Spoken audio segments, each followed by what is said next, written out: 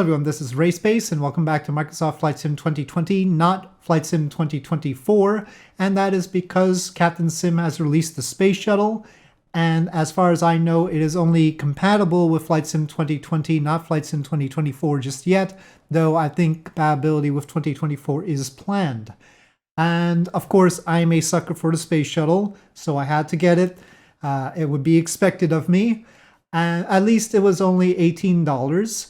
Captain Sim has had a varied reputation of late. Previously, in previous versions of Flight Sim before 2020, Captain Sim had a very good reputation, I think, though the mods were fairly hefty and difficult to run to some extent. And then in 2020, there were planes that had the exterior model, but not the interior stuff custom. The shuttle in this case does have a custom interior, though of course not all the systems will be functional because it's an insanely complicated spacecraft. I mean, it's not even a plane. Well, it is a plane, but it's mainly a spacecraft. So we don't really expect its functionality to be all there in Flight Sim 2020. It is interesting, though, if we take a look at the manual here, that Captain Sim says in the manual that they are planning a space line of products potentially, and if they receive enough positive feedback from the community, it will turn into the first of a new space series. Now, what could they possibly be planning except for the Space Shuttle? Well, maybe Spaceship 1 and Spaceship 2. Those were actually suborbital. And so if they do that, that's actually quite doable in Flight Sim. Nobody has done it as far as I know. So those, because they're suborbital flights, you just go really high and come back down. It's actually a quite exciting flight with those if they want to do that. Or they might be planning something that I can't even guess. So the manual is 61 pages long. And mostly it's telling you what the panels are. But since most of those things aren't super functional, it probably doesn't matter a whole lot. But down at the end, we need to deal with how exactly we start flights. And the manual is accessible even before you purchased the mod. So you can just get it off of the Captain Sim website. And I got the mod from the Captain Sim website. I'll link it in the video description.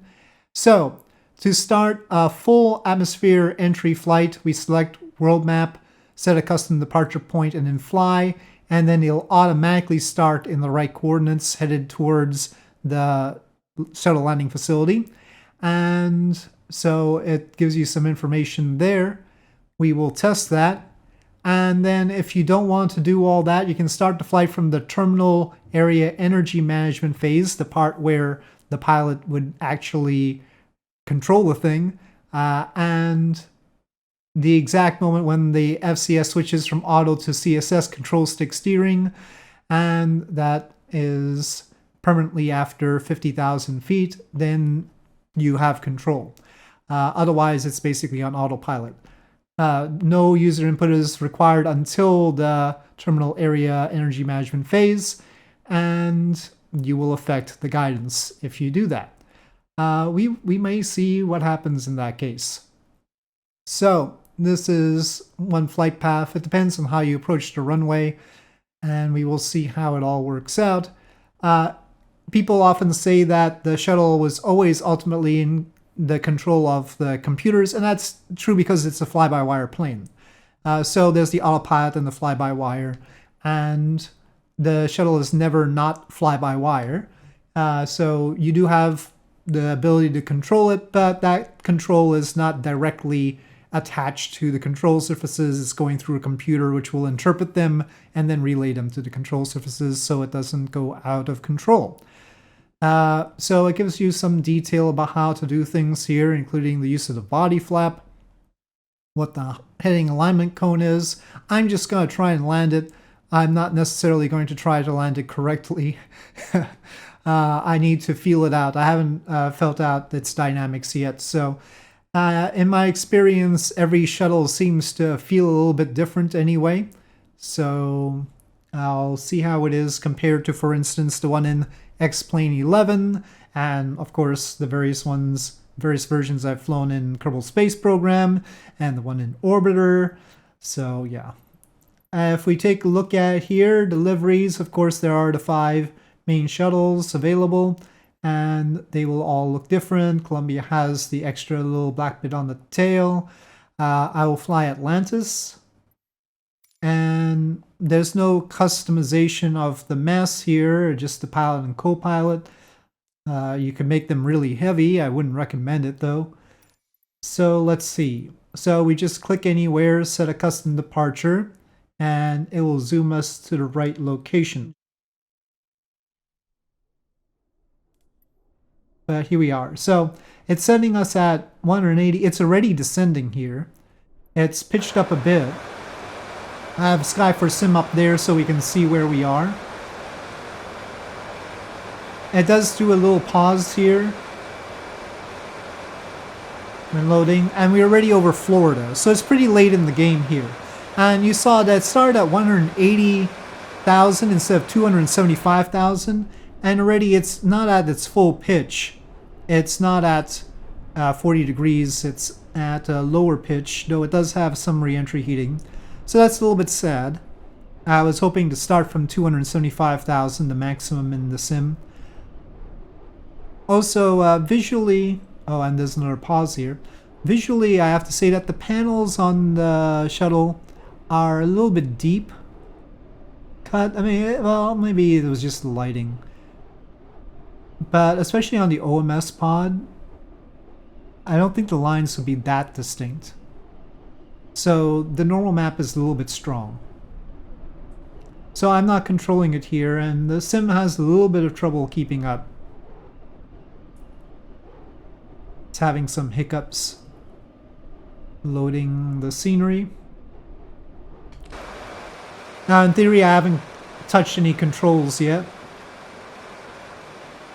We're now approaching 100,000 feet.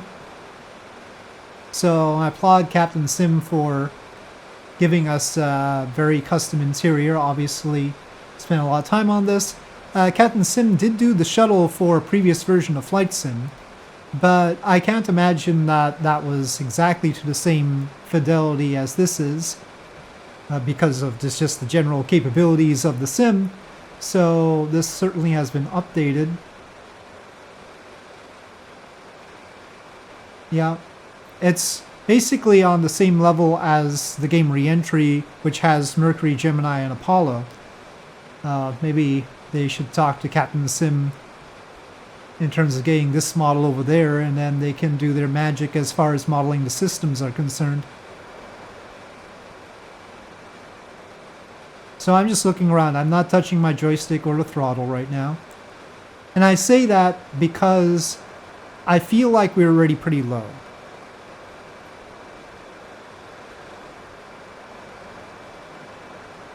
So I'm wondering how it's going to do. Now at 50,000 feet, I have to take control. What I want to do is not take control. I'm gonna not control it and see what happens. And then I'll load it up again and then try to actually land it. As far as the HUD is concerned,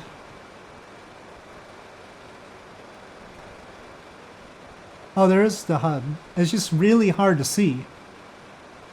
But it is against the clouds right now. Okay, it had a little bit of a hiccup as we, okay. I think people are screaming. So that's the transition to my control. I think I should probably just take control. I was gonna see what happens if I don't, but it seems like they're complaining a lot.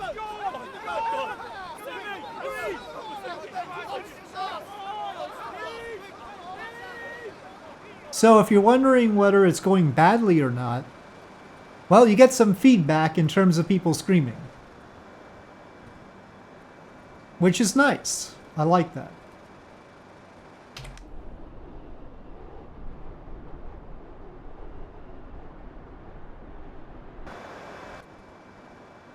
But I don't think I'm gonna make it. We'll see. It depends on how much lift we get along the way. I'm trying to trim a bit more.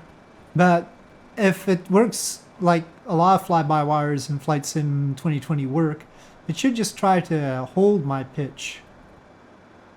It isn't quite doing that. The change in height, it seems fixed at negative 3,000, even though that's certainly not right.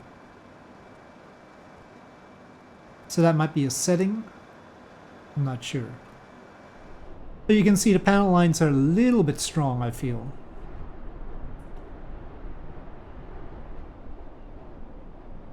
Also, the leading edge tiles probably should stay gray. I think maybe, yeah, they should be gray even now after going through re-entry.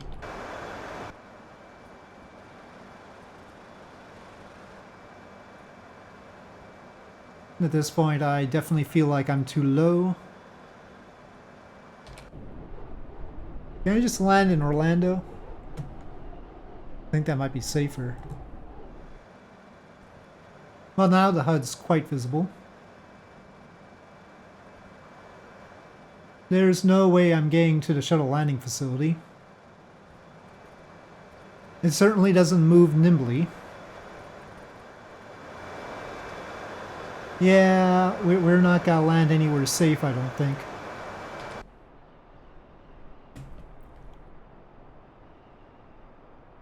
Well, as often happens with the shuttle, I'm gonna end up in the water.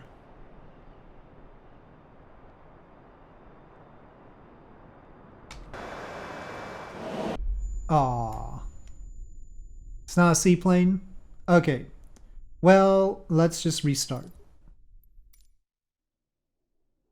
Okay, here it's starting at 265 now. So I think what happens is that the loading time cuts into our re-entry. And so previously, because it loaded later, because it took some time to load the spacecraft, that led us to be lower at 180. And so I would suggest that if you do get the shuttle, that once you load in, you then restart the flight, just to make sure it really sets it to the right attitude and height. The first time it loads, the timing of the loading might throw it off a bit. It might, right when it starts to try and load the shuttle, it'll set it at 275, but by the time you jump in, it'll be lower. There's some chatter in the back there.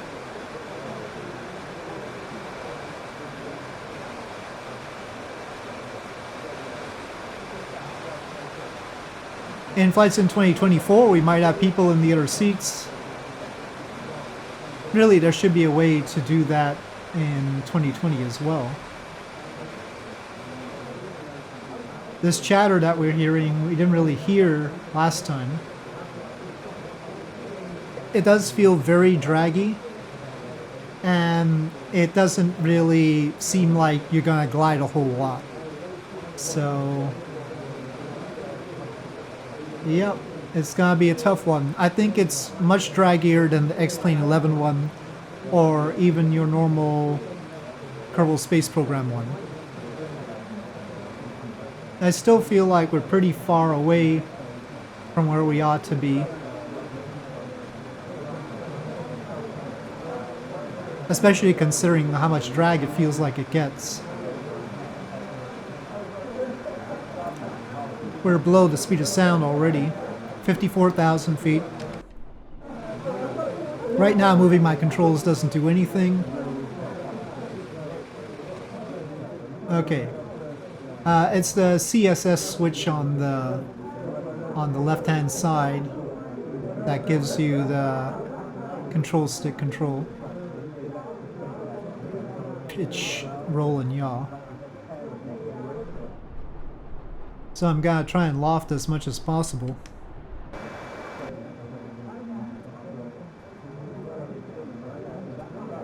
But of course I'm losing speed like that. But this time I could easily make Orlando Airport. Now I would like in the activities section if there were options for landing at Edwards. They did not only land at Kennedy Space Center.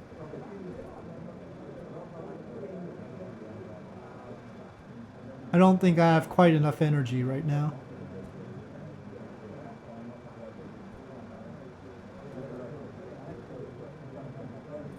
I'm trying to go straight in, basically.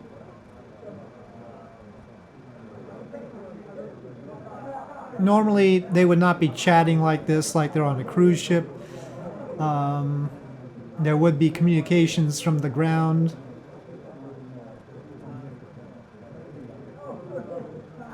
So, I don't know about the chatter loop that we're hearing right now. I definitely don't feel like that's realistic. Okay, well, at least I can see the Cape this time.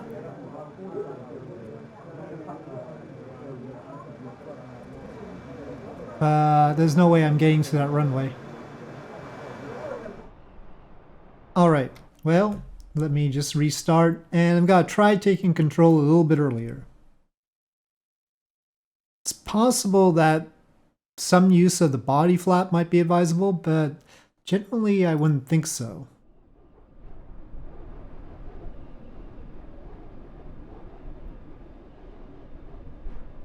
So here we are, full altitude again.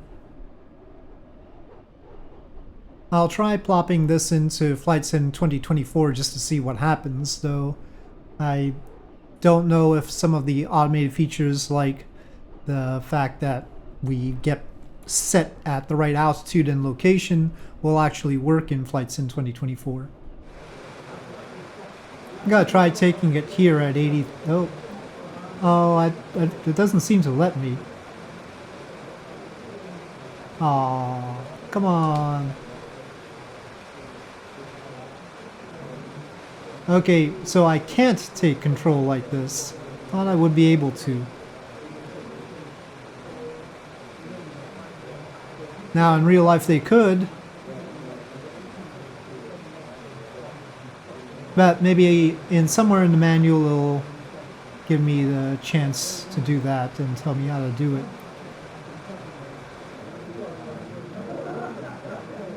Okay, preparing to take control.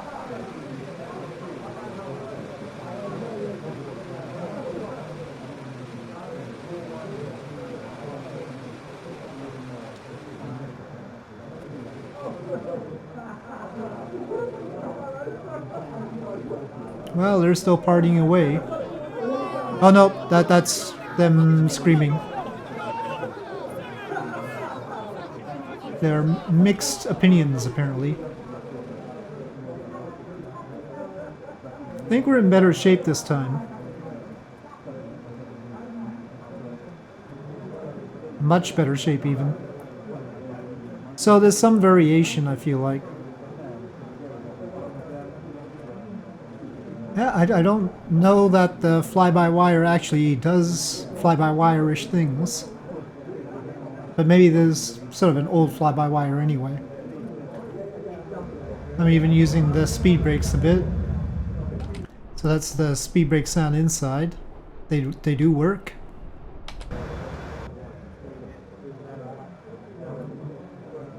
Maybe I shouldn't have used them.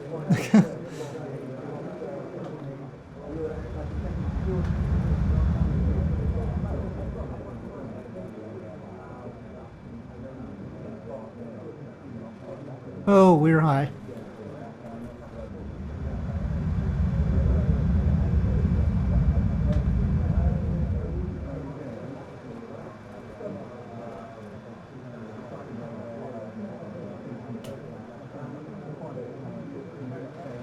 Well, I mean, it looks bad, but I'm still only a 15-degree pitch down compared to 20, which is what they actually did. So it's pretty extreme pitch down attitude that they have approaching the runway.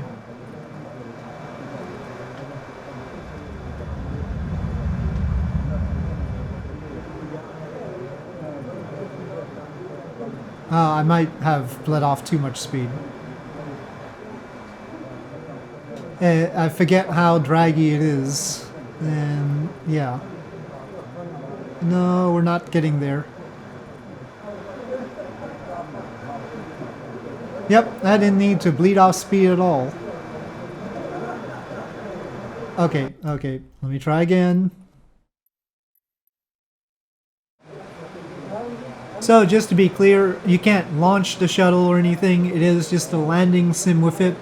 And functionally you can't land it anywhere except for Kennedy Space Center.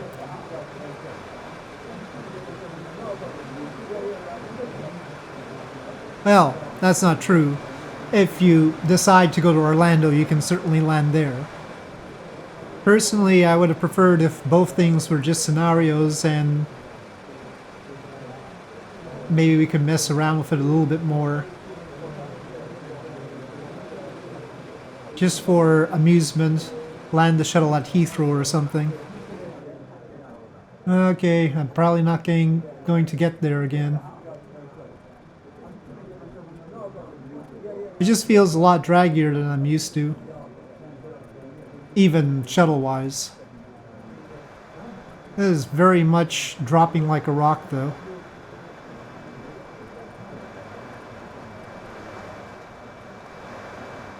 Okay, one more time. Having a scenario where the shuttle is on a fake orbit might not be a bad idea. Just sort of give it functionally infinite fuel or something and have the engines sort of fake burn, not visibly burn, but effectively keep it at 275,000 feet. Basically like the Dark Star. I would probably like that functionality. Maybe just an orbit keeping switch that gives you the necessary thrust to keep you at 275,000, and then maybe you could manually sort of bring it in not on an accurate trajectory through the atmosphere, but sort of well, it'll be more fun anyway. It'll give us something more to do with the shuttle if we don't only have the realistic situation. Maybe if Captain Sim can talk to PMDG, who are working on a 747, they can put this space shuttle on top of that 747, and then we can simulate the approach and landing tests getting released from the PMDG 747, assuming you have both. It's a thought. Many collaborations can be managed with this. I mean, it looks like there's effectively ILS bars here, but they aren't. There's nothing to give me an indication there.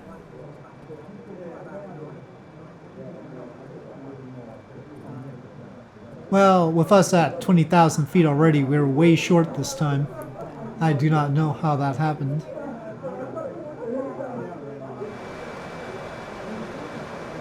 I don't know. I sure have trouble with this. Looking at the various views, there's control 2, 3, 4 is just a HUD like that. 5, 6, 7, 8, 9 up there, and 0 at the top. The back of the cockpit also has the payload bay instruments.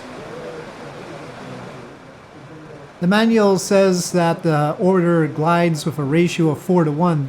I thought it was 5:1. This may explain why there's a little bit of a discrepancy between my ability to fly it and the way it's working out. Okay, I have control again.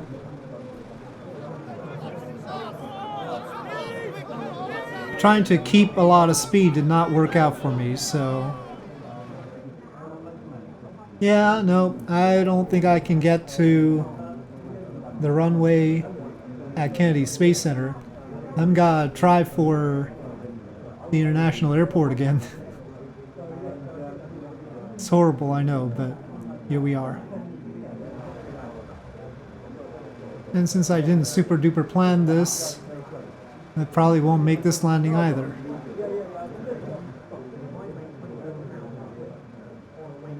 Oh, the runway's there. Okay. Air brakes.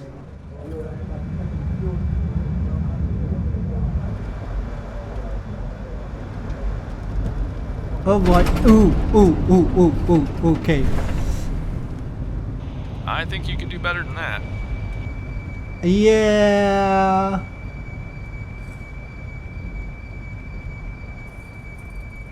Well, I appreciate the feedback, but you guys chattering away in the background, wasn't too fond of that.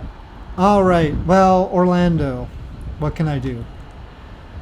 Didn't use the drag chute, considering the way we smacked into the surface. We bled off speed pretty quickly. Alright, so I have a lot more practice to do with the shuttle, the Captain Sim shuttle. And, you know, I have my nitpicky things that I've already pointed out. I don't know, were the tiles around the cockpit windows that silver? I don't remember that. Anyway, so yeah. But it's here, and you can play around with it if you want. I'll put the link in the video description. With that, I'll say thank you for watching. Hope you enjoyed this video. If you did, please do press like. If you have any comments or suggestions, please leave them in the comment section below. And I'll see you next time.